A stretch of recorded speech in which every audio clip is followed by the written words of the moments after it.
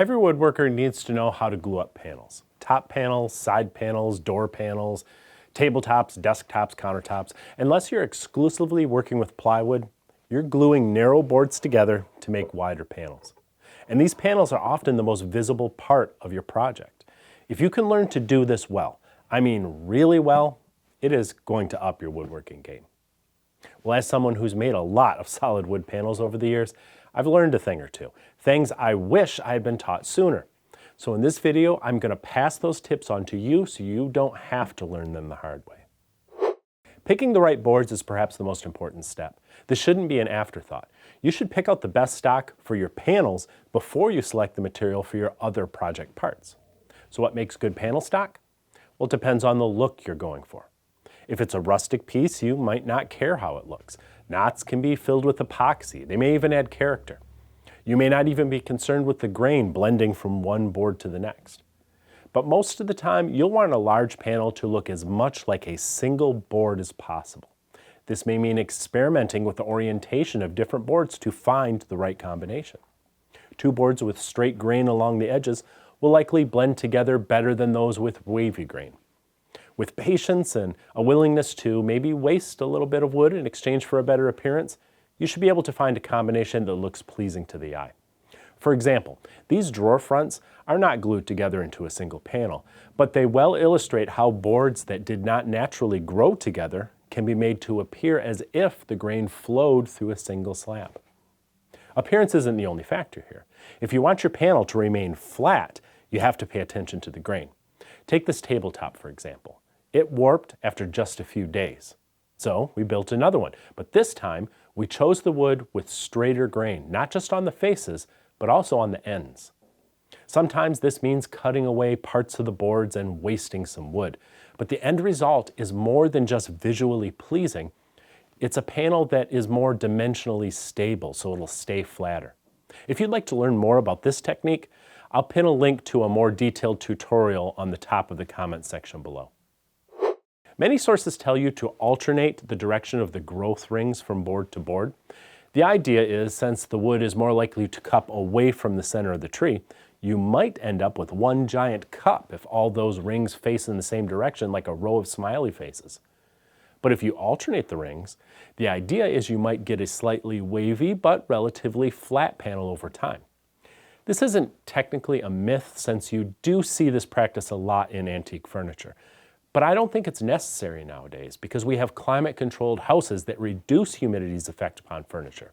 Especially because in most cases, tabletops are often attached to solid frames with fasteners that allow for lateral wood movement, but also hold the panel down and keep it relatively flat. Other panels are kept flat with the addition of breadboard ends, like this farmhouse tabletop, or with a frame around the outside of a panel, like a cabinet door. So I believe you should orient your boards to achieve the best possible appearance rather than worrying about the direction of the annual growth rings. And again, selecting the best parts of the board can also make the whole ring direction issue irrelevant. The last thing you want are gaps in the seams between your boards. Your plan may be to just squeeze them together with lots of clamps, but you're much better off spending a little extra time getting your edges right before the glue up. A table saw and a good blade can produce a glue-ready edge, but only if it's properly tuned to reduce blade marks. Even a scorch mark on a board's edge can produce a visible gap in the seam. A jointer can produce a cleaner edge. In fact, that's where jointers got their name. They're tools for creating edge joints.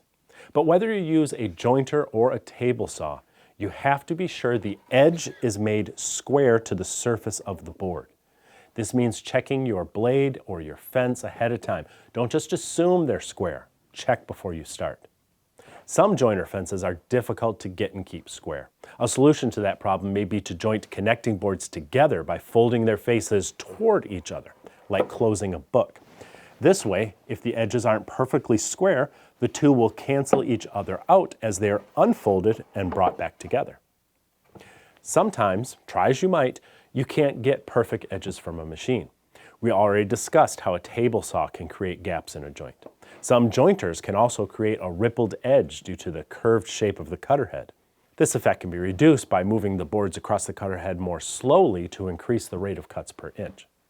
If you're still having difficulty getting a seamless joint with power tools, perhaps the solution is more old school. Often a couple passes with a hand plane while the two boards are mounted face to face in a vise will clean up any flaws.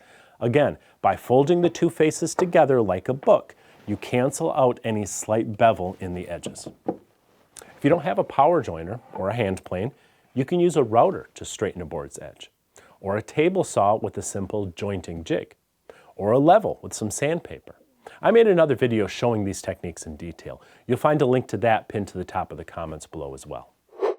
If your edges are properly prepared, you don't need a great deal of glue or clamping pressure to join the boards into a panel. Just cover one edge fully, just thick enough so that you can no longer see the end grain through the glue. This will be sufficient. You don't have to add glue to the other mating edge as well. Just rub them together to distribute the glue. As you apply clamping pressure, feel the seams with your fingers and force the boards into alignment. If they're not perfectly flat, you may have difficulty getting them to align. Some small clamps on the ends of the seams can help, but they do little for the seams at the center of the panel. So another option may be wooden cauls that force the panels flat as it dries. Such things should only be needed with troublesome boards though. If your boards are flat and straight and your edges are properly dressed, light pressure with minimal clamps should be sufficient. Another useful aid for challenging glue-ups are biscuits.